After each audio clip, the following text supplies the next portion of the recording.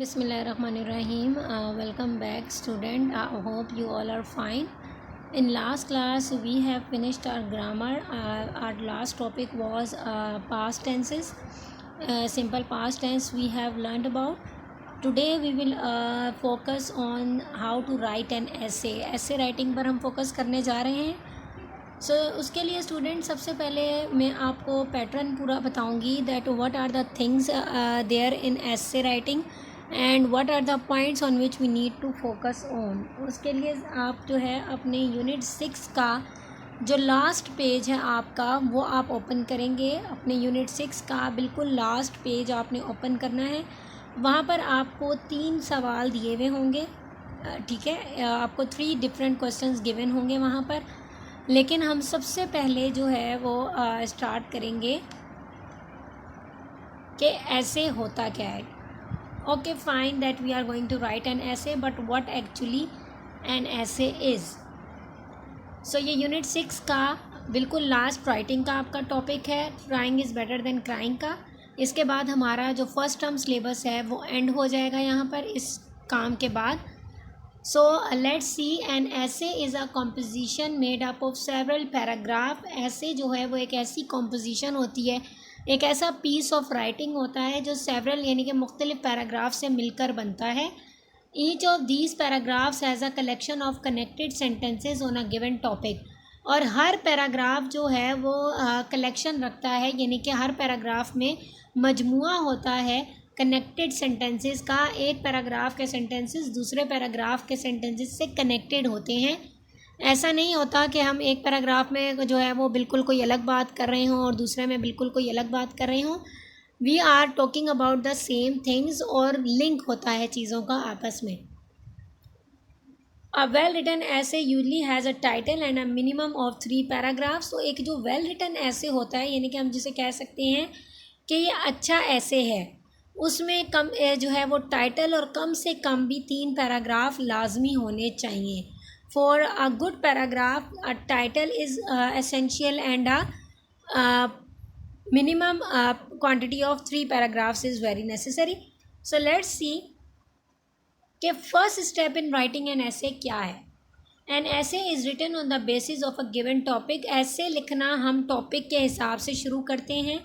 Before beginning to write do the following. लिखने से पहले आपने जो काम करने हैं, number 1, spend some time thinking about the topic. This will help to come up the points to include in the essay. Suppose अगर मैं आपको टॉपिक दे रही हूँ कि राइट एन ऐसे अबाउट कायदे आज़म. ठीक है, you people are going to write an essay on Quaid-e Azam. सो आप उसको टॉपिक दे देंगे, सिर्फ कायदे आज़म लिख देंगे, स्ट्रगल ऑफ कायदे आज़म लिख देंगे, या जो है लाइफ ऑफ कायदे आज़म लिख देंगे. डिफरेंट टॉपिक्स आप उसको डिफरेंट टॉपिक्स के हिसाब से जो नाम आपको सूट लगेगा वो आप टाइटल दे दोगे. ठीक है, अब आपने टाइटल सोच लिया. सपोज़ मैंने सोचा लाइफ ऑफ कायदे आज़म. अब मैं इसके बारे में सोचूंगी. लाइफ ऑफ कायदे आज़म मतलब कि बिगनिंग से मुझे एंड तक पूरा सोचना पड़ेगा कि उनकी जो है पैदाइश कब हुई, उन्होंने अपनी बिगनिंग में एजुकेशन कहाँ से की, फिर कॉलेज कहाँ लिया, फिर उनकी अचीवमेंट्स क्या थी, उन्होंने उनकी शादी किससे हुई, उनके बहन भाई कितने थे, या फिर जो है उनकी डेथ कब हुई. तो ये सारी चीज़ें मैं पहले अपने माइंड में सोचूंगी. Ask questions related to the topic and find answers to them. अब हमने सवाल बनाने हैं. ठीक है, टॉपिक से रिलेटेड कुछ सवाल बनाने हैं. That what is the title of your essay, is it suitable, you have all the related information related to the essay, या फिर what was the name of Quaid-e Azam sister, how many siblings does he have, did he have, जितने भी उनके मतलब बहन भाई थे, जो भी था, इससे रिलेटेड हम क्वेश्चंस बनाकर इंफॉर्मेशन गैदर करेंगे. डिफरेंट क्वेश्चंस बनाएंगे और जो है वो इंफॉर्मेशन गैदर करेंगे about the life of Quaid-e Azam. ठीक है, when did he first went to school, which school did he join, इस तरह के सवाल बनाएंगे. एग्जाम्पल्स हैं. अब क्वेश्चंस कैसे होने चाहिए. Does the essay have a good title, कि हमारा टाइटल अच्छा है. Is there enough relevant matter to include in the essay. तो जो हम मैटर ऐड करने जा रहे हैं, is it enough related to the essay, काफ़ी होगा वो जो हमने मैटर कलेक्ट किया है, या फिर वी नीड समथिंग मोर. आगे है refer to various sources of information such as books, media, people to get more information needed for the essay. अब आप डिफरेंट सोर्सेज भी इस्तेमाल कर सकते हैं, like you can search books, media, लोगों से पूछ सकते हैं, किसी की हेल्प ले सकते हैं, but you will gather the information related to your topic. आपको अपने टॉपिक से रिलेटेड इन्फॉर्मेशन हासिल करनी है, उसे एक जगह लिखना है। After then you will jot it down into a paragraph. Now jot down ideas and information as points to draft and outline for the essay. अब जो आपको इन्फॉर्मेशन मिली आप उनके पॉइंट्स बनाते जाएंगे, ठीक है, फर्स्ट सेकंड थर्ड करके आप उनके पॉइंट्स बना लेंगे। The points may not be full sentences but they help to begin writing the essay. ज़रूरी नहीं है कि वो फुल सेंटेंसेज होंगे, लेकिन आप एटलीस्ट हिंट्स लेते जाएंगे, लाइक कायद-ए-आज़म ने स्कूल कब ज्वाइन किया, so this is the date. उन्होंने कौन सा स्कूल ज्वाइन किया, उसका नाम आ गया, कॉलेज कौन सा किया, फिर वो उनका करियर क्या था, ये सारी चीज़ें आप छोटी छोटी इन्फॉर्मेशन अपने पास नोट डाउन करते जाएंगे। Now arrange the points carefully in proper order. अब आप क्या करेंगे, जैसा मैंने कहा था कि ऑर्डर वाइज लिखेंगे कि पहले स्कूल, फिर कॉलेज, फिर उनका करियर, फिर उनका पॉलिटिक्स में आना, पाकिस्तान के लिए उनका स्ट्रगल, फिर उनका बीमार होना या उनकी डेथ, इस तरह स्टेप बाय स्टेप आप सारी इन्फॉर्मेशन को अरेंज कर देंगे। अब बेसिक स्ट्रक्चर क्या है, द ऐसे begins with the title. The title should not only give an idea of the main topic covered but also capture the interest of the reader. ऐसे जो है वो टाइटल से शुरू होगा, लेकिन टाइटल जो है वो सिर्फ आइडिया ना दे रहा हो, बल्कि ये हमारा मेन टॉपिक भी कवर कर रहा होना चाहिए, और इंटरेस्ट जो है वो रीडर का वो हमारे ऐसे की तरफ आ जाए, सिर्फ नाम को ही पढ़ के, यानी कि जो हमारा मेन टॉपिक है उसी को पढ़ के रीडर को मतलब ऐसा उसको लगे कि मुझे इसको पूरा रीड करना चाहिए। अब इसके जो 3 डिस्टिंक्ट पार्ट्स होते हैं वो है इंट्रोडक्शन या बिगिनिंग, बॉडी या उसका मिडल पार्ट, कंक्लूजन या एंड। तो ये 3 पैराग्राफ्स पर हम अपने ऐसे को टाइटल के बाद लिखते हैं। अब इंट्रोडक्शन क्या है, the introduction is the beginning of an essay, उसकी बिगनिंग होती है। The purpose of the introduction is to introduce the topic to the reader. Introduction का मतलब होता है कि जो टॉपिक है, यानी कि जो ऐसे हम स्टार्ट कर रहे हैं उसे इंट्रोड्यूस करना पढ़ने वाले से। The introduction is usually shorter than the following paragraph as it only tells the reader what to expect in the essay. Introduction जो है वो आम तौर पर छोटा होता है दूसरे पैराग्राफ से, क्योंकि इसका काम सिर्फ रीडर को ये बताना है कि वो इस ऐसे में क्या हासिल कर सकता है या इस ऐसे में रीडर को पढ़ने के लिए क्या मिलेगा। Body, the body is the middle of an essay that gives the most amount of detail about the topic. Body जो है वो ऐसे का सेंटर पार्ट होती है जो कि ज़्यादातर डिटेल इन्फॉर्मेशन हमें टॉपिक के हवाले से दे रही होती है। ज़रूरी नहीं है that you will write only 1 paragraph in the body, आप एक से ज़्यादा पैराग्राफ भी बॉडी के बना सकते हैं अगर आपके पास इतनी इन्फॉर्मेशन है तो। It is the main section of an essay that follows the introduction. ये मेन पार्ट होता है जो कि इंट्रोडक्शन को फॉलो कर रहा होता है। The body of the essay can be divided into several paragraphs with the 1 major point being covered in each paragraph. Body में जो है उसको आप डिफरेंट पैराग्राफ्स में डिवाइड कर सकते हैं और हर पैराग्राफ में कोई एक मेजर पॉइंट हम कवर कर रहे होंगे। However for a short essay the body can have only 1 paragraph. लेकिन अगर आप एक शॉर्ट ऐसे लिख रहे हैं, like in the beginning when you are going to write an essay, आप बॉडी में सिर्फ एक पैराग्राफ भी लिख सकते हैं। तो कुछ छोटे छोटे आइडियाज़ आप जो है वो सारे उसी एक पैराग्राफ में डाल देंगे। The body can include reasons, examples, quotation, statistics, opinions और personal stories of the writer. So body में आप जो है रीजंस डाल सकते हैं, एग्जाम्पल, कोटेशन, स्टेटिस्टिक्स, ओपिनियंस और अपनी कोई भी पर्सनल स्टोरी जो कि राइटर लिख रहा है वो ये सारी चीज़ें ऐड कर सकता है। द कंक्लूजन और द एंड ऑफ द ऐसे is the most important part of the ऐसे, क्योंकि it follows the body and must smoothly and the ऐसे। ये फॉलो कर रही होती है बॉडी को और बहुत ही स्मूथली ऐसे को एंड कर देती है, जो कर देता है जो कंक्लूजन होता है। The conclusion sums up the essay and restates the important points of the topic. Conclusion जो है वो ऐसे को सम अप करता है, एंडिंग की तरफ लेके जाता है और उसके इम्पोर्टेंट पॉइंट्स को भी 1 से 2 लाइनों में रीस्टेट करके ख़त्म कर देता है। साथ ही including the writer's view opinions with one paragraph, एक ही पैराग्राफ में राइटर के व्यूज़ यानी कि उसका नज़रिया, उसकी ओपिनियन वगैरह सब कुछ एक ही पैराग्राफ में इंक्लूड करके बता दिए जाते हैं। द कंक्लूजन यूजेस वर्ड्स और sentences that signal the end of the ऐसे, और इसमें ऐसे वर्ड्स यूज़ किए जाते हैं जो हमें सिग्नल दे रहे हों that essay is going to be end. So writing an essay, let's look at some helpful pointers for writing essay. कुछ important points: use the outline as the foundation of the essay, develop sentences based on the points noted down. आपने outline को अपनी foundation के तौर पर use करना है ऐसे की, और ऐसे सेंटेंसेस डेवलप करने हैं जो कि आप नोट डाउन कर रहे हैं। Develop sentences based on the points noted down, तो जो पॉइंट्स आपने पहले इन्फॉर्मेशन गैदर करके लिखे थे उन्हीं को आप सेंटेंसेस में कन्वर्ट करेंगे। Include any main idea conceived while writing at the right places, आप लिखने के दौरान जो भी न्यू आइडिया आपके माइंड में आ रहा है वो आप टॉपिक से रिलेटेड लिख सकते हैं। Use appropriate words and good vocabulary to highlight the effect of what we want to say and how we want it to sound. आप मुनासिब अल्फाज और अच्छी वोकैबुलरी का इस्तेमाल करेंगे ताकि आप ये चीज़ ज़ाहिर कर सकें कि आप क्या बताना चाह रहे हैं और उसे कैसा सुनाई देना चाहिए पढ़ने वाले को।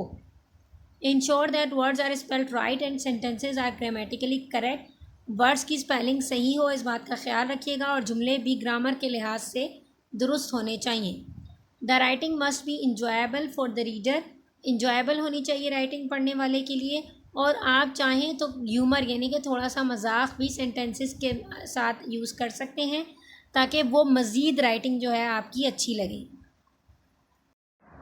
So next is revising an essay. Before finalizing the essay, read thorough, revise and make appropriate changes to it. आप जब ऐसे को फाइनलाइज करने जा रहे होंगे तो उसको थॉरली रीड कीजिएगा, रिवाइज़ कीजिएगा और उसमें जो भी अप्रोप्रिएट चेंजेस नीडेड हैं वो लाजमी कीजिएगा। Ensure that all important points have been included in the essay, remove any detail that is not part of the topic. इस बात को यकीनी बनाएं कि जितने भी ज़रूरी पॉइंट्स थे वो आपने इंक्लूड किए हैं ऐसे में, और रिमूव करेंगे आप उन तमाम डिटेल्स को जो कि टॉपिक का यानी कि आपके ऐसे का पार्ट नहीं है। अननेसेसरी इन्फॉर्मेशन को आप रिमूव कर देंगे। Check the essay for the flow, spelling, grammar, capitalisation and punctuation.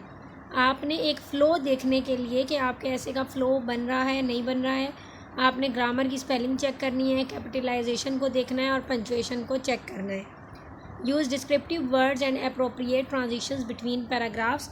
आपने ऐसे वर्ड्स यूज़ करने हैं यानी कि डिफरेंट वोकैबुलरी वर्ड्स आपने यूज़ करने हैं जो कि हम इतने ज़्यादा रेगुलर लाइफ में यूज़ नहीं करते। कोशिश कीजिए कि अगर कोई सिंपल वर्ड है तो उसके साइनोनियम्स पर जाइए, चेक कीजिए कि आप कौन सा और वर्ड है जो उसकी जगह यूज़ कर सकते हैं।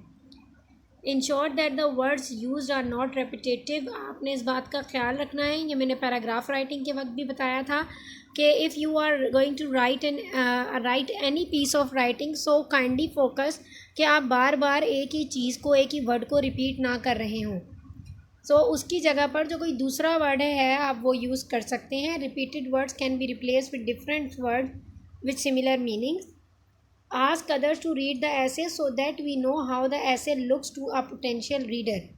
आपने किसी से भी रिक्वेस्ट करनी है, किसी से भी कह दें आप कि वो ऐसे पढ़ दे आपके लिए, उससे ये होगा कि आपको पता लग जाएगा कि ऐसे जो है वो कैसा सुनाई दे रहा है, कैसा लग रहा है।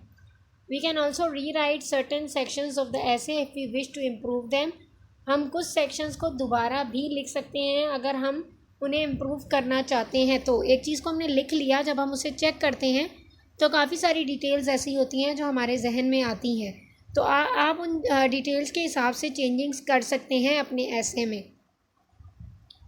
अब आपका पेज नंबर 42 पर जहाँ पर ये राइटिंग का पीस है आपका, उसमें क्वेश्चन नंबर 1 है, write a short paragraph to share names of 2 of your favourite story books, share the reasons why you like them, remember to capitalise the titles. आपका पहला सवाल है कि आपने एक शॉर्ट पैराग्राफ लिखना है जिसमें आपने नेम्स शेयर करने हैं अपनी 2 फेवरेट स्टोरी बुक्स के या किसी भी बुक के, और आपने रीज़न देना है कि आपको वो क्यों पसंद है। रिमेंबर यानी कि आपने याद रखना है कि आपने टाइटल को कैपिटलाइज करना है. सो this is the paragraph. Okay, so my favourite book is the Holi Quran and English story books. English story books and Holy Quran. Most book which I like is Holy Quran. ठीक है. सो इसका मैं title दे दूँगी the book I like या my favourite books, इस तरीके से. अच्छा जी, पैराग्राफ में मैंने क्या लिखा है, पैराग्राफ राइटिंग हम ऑलरेडी पढ़ चुके हैं. So let's see. I love reading and books are my best friends. I love reading all kinds of books, but my favorite of the entire books that I have read so far are the Holy Quran and my English story books. The Quran is written in Arabic and consists of 30 paras and 114 surahs. The arrangement of paras is specified by Holy Prophet, peace be upon Holy Prophet Muhammad sallallahu alaihi wasallam. It gives us solutions to our day-to-day problems and also explains very clearly to the reader about the social and moral duties one should follow. The Quran is a very interesting book to read and I love reading the Quran over and over again. This has become one of my favorite books. So this is my paragraph and I have give some of the information related to my favorite book. You can also do that whatever your favorite books are, you can share a little bit of information about that books and your paragraph will be done. The details of paragraphs I have already shared. I will share that link with you also, so you can watch the class of paragraph writing. Okay, so this is the first part of this question, page number 42 पर. Now question number 2. Write questions and their answers to brainstorm your idea to develop an essay on your favorite topic. One has been done for you. अब आपने यहाँ पर सवाल बनाने हैं और उनके जवाब लिखने हैं अपने आइडियाज़ को ब्रेनस्टॉर्म करने के लिए, ताकि आप एक ऐसे लिख सकें. एक आपको ऑलरेडी करके दिया हुआ है. सो सी, इस तरह का पैटर्न आपकी बुक में पेज नंबर 42 पर गिवन है. सवाल है what will be the topic. तो टॉपिक क्या होगा, you have to answer that. Next question आप खुद बनाएंगे और उसका आंसर भी लिखेंगे. इस तरीके से आपने डिफरेंट क्वेश्चंस बनाने हैं और उनके आंसर लिखने हैं. मैंने आपसे कहा था that let take an example of Quaid-e Azam, कि हम कायदे आज़म के हवाले से ऐसे लिखने जा रहे हैं. सो मेरा फर्स्ट क्वेश्चन है what will be the topic. तो my topic is Quaid-e Azam Mohammad Ali Jinnah. What was his occupation. He was a lawyer first. What was the name of his father. So the name of his father is Punja Jinnah. What he did for the Muslims of our country, he gave Muslims their freedom from the British Empire that was ruling at that time. Now next, अब ये हमारे पास मज़ीद questions आ गए हैं जो कि आप इनके आंसर्स फाइंड आउट करके आप लोग लिख सकते हैं. What country did Muhammad Ali Jinnah become the first Governor General of?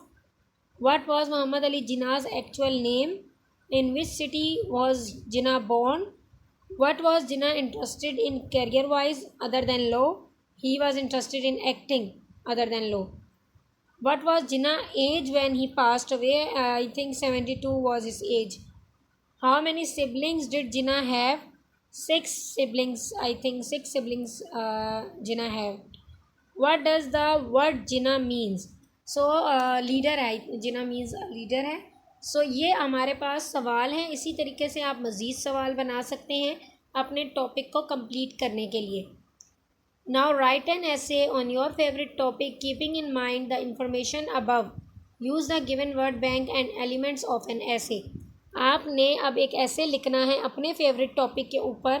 जो आपको ऊपर इंफॉर्मेशन दी गई है उसको इस्तेमाल करते हुए आपने जो वर्ड बैंक में वर्ड दिए हुए हैं उनका इस्तेमाल भी करना है और ऐसे के एलिमेंट्स को भी यूज़ करना है. एलिमेंट्स मतलब इंट्रोडक्शन, मिडल और बिगनिंग, सॉरी मिडल और conclusion. This is the word bank. ये बुक में गिवन है. First word is goals, success, determination, motivation and achievement. So let's see. Elements हमारे पास ये आ गए, इंट्रोडक्शन, मेन बॉडी और कंक्लूजन. सबसे पहले इंट्रोडक्शन में मैंने क्या लिखा है, Quaid-e-Azam was born on 25 December 1876 in Karachi, Pakistan. His father was a prosperous merchant named Punja Jinnah. He was the founder of Pakistan. His full name was Quaid-e-Azam Muhammad Ali Jinnah.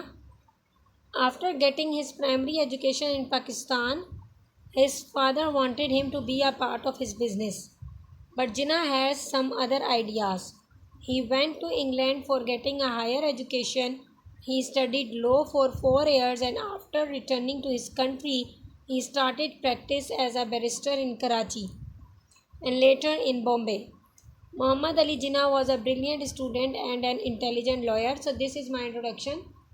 आप इसको मज़ीद छोटा भी कर सकते हैं, बड़ा नहीं कर सकते, छोटा ज़रूर कर सकते हैं. एक दो लाइंस जो एंड की हैं वो आप नेक्स्ट पैरा में ऐड कर सकते हैं, लेकिन आपने टॉपिक के हवाले से जो मेजर इन्फॉर्मेशन है वो आपने देनी है इंट्रोडक्शन में. Now my main body. Quaid-e-Azam wanted a separate homeland for Muslims, so he set a goal for the achievement of a separate country. On 23rd March 1940, Muslim League passed a resolution under the presidentship of Quaid-e-Azam. Muslims of India demanded a separate country in which Muslims can live according to the morals of Islam. The Hindus satirized this resolution, but it was the determination of Quaid-e-Azam and hard work of Muslims that on 14 August 1947 Pakistan came into being. He got success in achieving his goal. Quaid-e-Azam became the first Governor General of Pakistan. Doctors advised him to take rest, but he continued working at the same pace.